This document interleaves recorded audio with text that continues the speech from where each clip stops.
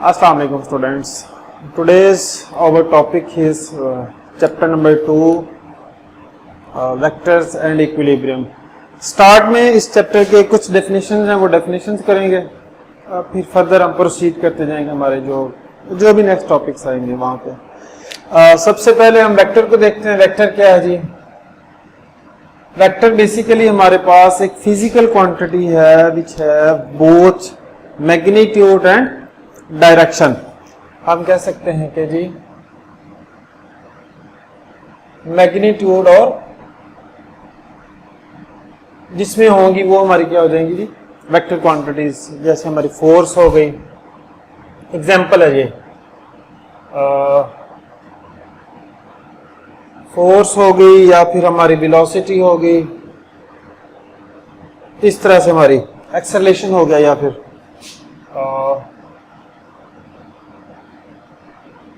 ये हमारे पास वेक्टर्स की एग्जांपल्स हो गई। इनके अंदर हमारे पास मैग्नीट्यूड भी होगा और डायरेक्शन भी होगी। बेसिकली हमारी बुक के अंदर इन्होंने बोल्ड लेटर्स यूज किए हैं वेक्टर्स की डिनोशन के लिए, वेक्टर्स को डिनोट करने के लिए कह लो। मतलब अगर कोई वेक्टर ए है तो इसको उन्होंने बोल्ड लेटर्स में लिख दिया, थोड़ा सा गहरा करके लिख दिया ताकि पहचान हो जाए कि ये वेक्टर्स को शो कर रहा है। बट जब हम पेज वगैरह पे या बोर्ड वगैरह पे जब हमारी प्रैक्टिस होगी तो क्या करेंगे, हम सिंपल इसके ऊपर एक एरो लगा देंगे। ये हमारे वेक्टर नोटेशन हो जाएगी कि वेक्टर को हमने डिफाइन कैसे करना है कि जी ये वेक्टर क्वांटिटी है। सही हो गया जी? ये था हमारे पास वेक्टर से रेलिवेंट फर्स्ट डेफिनेशन हमारी कह लो। उसके बाद है जी रेक्टेंगुलर कोऑर्डिनेट सिस्टम, फर्स्ट और ये सेकंड। रेक्टेंगुलर कोऑर्डिनेट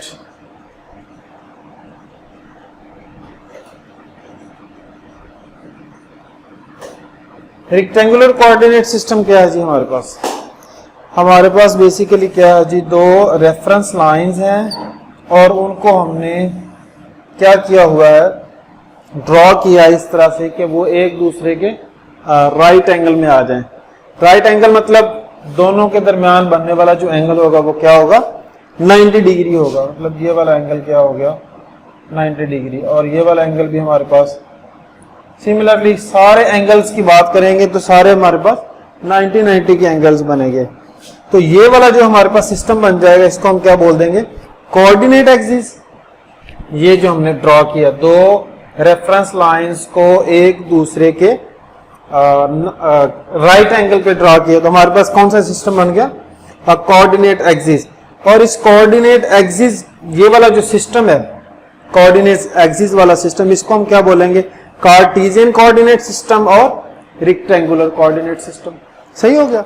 ये थे हमारे पास रेक्टेंगुलर कोऑर्डिनेट सिस्टम से रेलिवेंट थोड़ा सा डाटा। और ये हमारे पास हम कह सकते हैं कि एक्स एक्सिस और ये वाई एक्सिस, सिमिलरली ये नेगेटिव एक्स एक्सिस और ये नेगेटिव वाई एक्सिस होगा। अब बेसिकली हम एक्स एक्सिस को हॉरिजॉन्टल डायरेक्शन में लेते हैं और वाई एक्सिस को वर्टिकल डायरेक्शन में। जो हमारे पास ये वाला एक्सिस है ये हम कहते हैं जी positive X axis, similarly vertically upper direction, या फिर हमारे हॉरिजॉन्टली राइट डायरेक्शन में जो आएगा ये हमारे पास पॉजिटिव एक्स एक्सिस और ये negative Y axis. Similarly vertically downward direction में हमारे पास क्या आ जाएगा, नेगेटिव वाई एक्सिस, और ये वाला हमारे पास क्या आ जाएगा, नेगेटिव एक्स एक्सिस। ये हम बात कर रहे हैं रेक्टेंगुलर कोऑर्डिनेट सिस्टम की। इसके बाद हम बात करेंगे एडिशन ऑफ वेक्टर्स। वेक्टर्स को अगर ऐड करना होगा तो कैसे करेंगे,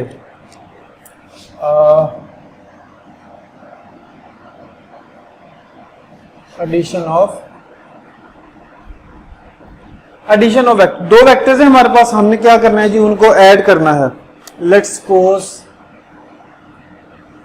ये हमारे पास वेक्टर ए आ गया और ये वेक्टर अब बी आ गया। इसको हम ओरिजिन आ गया। रेक्टेंगुलर कोऑर्डिनेट सिस्टम जहां पे ये लाइंस एक दूसरे को क्रॉस कर रही है ये हमारा ओरिजिन होता है। सिमिलरली ये दो लाइंस यहाँ पे एक दूसरे को क्रॉस कर रही हैं, तो ये हमारा क्या हो गया, ओरिजिन से जनरेट हुए हमारे दो वेक्टर्स ए और अभी लेट्स सपोज इनकी कोई लेंथ ओ एल या ओ एम है, इनको हमने ऐड करना है, तो क्या करेंगे, यूज करेंगे कौन सा रूल, होप सो आपने मैट्रिक में पढ़ा होगा, head to tail rule. First vector की हेड को दूसरे वेक्टर की टेल के साथ इस तरह मिला दें कि उन दोनों की जो लाइन उन दोनों को ज्वाइन करे, फर्स्ट वेक्टर की हेड को दूसरे वेक्टर की टेल के साथ जो हमारे पास रिजल्टेंट आए वो हमारे पास क्या आ जाए, इन दोनों को ऐड करने के बाद बनने वाला वेक्टर आ जाए। मतलब ये बी वेक्टर की टेल को फर्स्ट वेक्टर की हेड के साथ अगर मैं यूं रख दूं तो ये क्या आ गया हमारे पास, बी वेक्टर। और ये जो इस तरह से लाइन आएगी हमारे पास R which is equal to A plus B, ये हमारे पास क्या हो गई, एडिशन ऑफ वेक्टर। इक्वेशन अगर हम लिखें R is equal to vector A plus vector sorry B, सही हो गया। बोल्ड लेटर्स में लिख देंगे, बुक के ऊपर अगर हम देखेंगे ए प्लस बी लिखा होगा, एरोहेड नहीं बने हुए, हमने एरोहेड बनाए हैं डिनोट करने के लिए कि ये वेक्टर्स हैं हमारे पास ए और बी। ये था हमारे पास addition of vector. Similarly subtraction आ जाएगी। सब्ट्रैक्शन के क्या करेंगे, सब्ट्रैक्शन के लिए क्या करेंगे, जैसे हमने वेक्टर्स को ऐड किया, सिमिलरली हम वेक्टर्स को सब्ट्रैक्ट भी कर सकते हैं, बट क्या करेंगे, वेक्टर की डायरेक्शन को चेंज कर देंगे। कैसे जी, subtraction of vector. Let's suppose हमारे पास ये कोई सिस्टम था, इसके अंदर दो वेक्टर्स हमारे पास, ये वेक्टर बी और ये वेक्टर ए, सही हो गया। वेक्टर बी और वेक्टर ए हमारे पास पड़े हुए हैं, इनको हमने सब्ट्रैक्ट करना है। तो क्या होगा, इन दो वेक्टर्स को हम बाई इक्वेशन अगर देखें तो क्या आ जाएगा, R which is equal to, sorry ये भी सेम वेक्टर है हमारे पास बी, तो क्या आ जाएगा, R is equal to A plus into minus B. B की डायरेक्शन को चेंज कर देंगे तो क्या हो जाएगी हमारे पास, subtraction of vector sorry minus B. Simple सा वे था वेक्टर्स को सब्ट्रैक्ट करने का। उसके बाद हम आगे चलते हैं जी, हमारे पास है जी रिजल्टेंट वेक्टर। रिजल्टेंट वेक्टर की बात एडिशन और सब्ट्रैक्शन में हमने देख ली।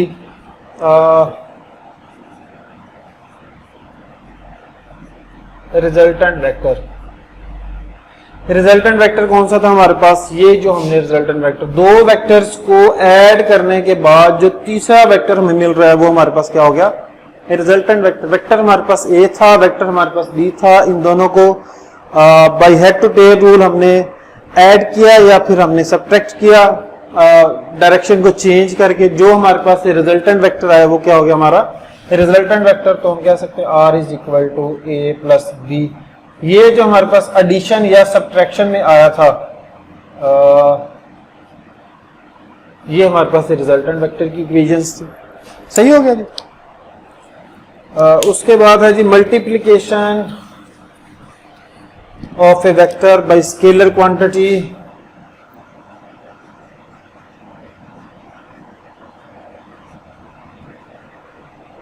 Multiplication of a vector by scalar। कोई भी हमारे पास स्केलर क्वांटिटी है, लेट्स सपोज n, बट ये n जो हम स्केलर क्वांटिटी कंसीडर कर रहे हैं ये हमारे पास ग्रेटर देन होनी चाहिए 0 से। अगर 0 रख लेंगे तो रिजल्टेंट हमारे पास नल वेक्टर आ जाएगा 0।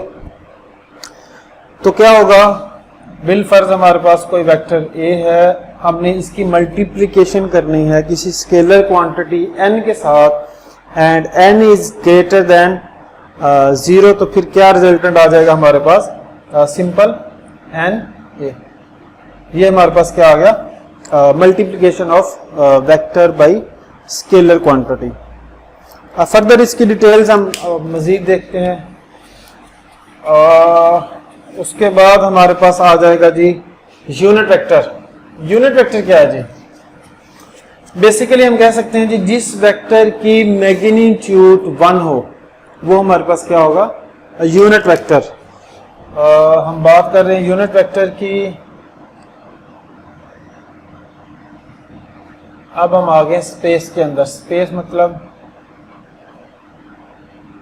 3 एक्सिस आ गए हमारे पास, एक्स, वाई और जी। यूनिट वेक्टर मतलब हमारे पास क्या है जी, जिसकी मैग्नीट्यूड 1 हो इन गिवन डायरेक्शन, मतलब उसी वेक्टर की डायरेक्शन में उस वेक्टर की मैग्नीट्यूड क्या हो, 1 हो, तो हमारे पास वेक्टर क्या होगा, यूनिट वेक्टर। सही है। यूनिट वेक्टर की डेफिनेशन हो गई। यूनिट वेक्टर को हम डिनोट कैसे करेंगे जी, A is equal to A and A hat. सही हो गया जी। ए हैट को हम फाइंड कर लेंगे, A hat is equal to A over A. अब इनमें वेक्टर क्या है जी हमारे पास, बोल्ड लेटर्स की तो समझ नहीं लग रही ना, तो हम क्या करेंगे, एरो लगा देंगे। एरो लगाने के बाद हमें पता चल जाएगा जी ये वेक्टर है हमारे पास और ये उसकी मैग्नीट्यूड है और ये हमारे पास यूनिट वेक्टर आ गया। यूनिट वेक्टर एक्स की डायरेक्शन में हमारे पास क्या आएगा जी, आई कैप। यूनिट वेक्टर वाई की डायरेक्शन में क्या आएगा जी, जे कैप। यूनिट वेक्टर जी की डायरेक्शन में क्या आ जाएगी, के हैट्स। ये हमारे पास यूनिट वेक्टर्स आ गए, I J K in direction of X Y and Z. सही हो गया जी। ये था हमारे पास यूनिट वेक्टर। उसके बाद नल वेक्टर क्या हो जाएगा जी,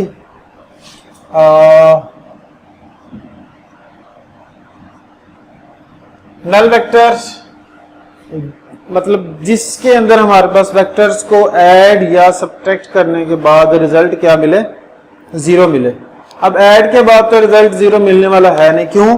क्योंकि हमारे पास जब हम मैग्नीट्यूड को 0 कर देंगे वो तो वेक्टर ही 0 हो जाएगा। फिर वेक्टर की सब्ट्रैक्शन के दौरान हमारे पास कोई भी वेक्टर नल हो सकता है। मतलब हम उसी वेक्टर को उसी वेक्टर की डायरेक्शन को चेंज करके ऐड करके हमें रिजल्टेंट इक्वेशन बनाए तो हमारे पास क्या आए, हमारे पास जो इक्वेशन आए वो नल वेक्टर की इक्वेशन आए। मतलब resultant R is equal to A plus into minus A. इसका रिजल्ट हमारे पास क्या आने वाला है जी, 0। सही हो गया। ये हमारे पास क्या हो गया जी, नल वेक्टर। उसके बाद इक्वल वेक्टर है जी,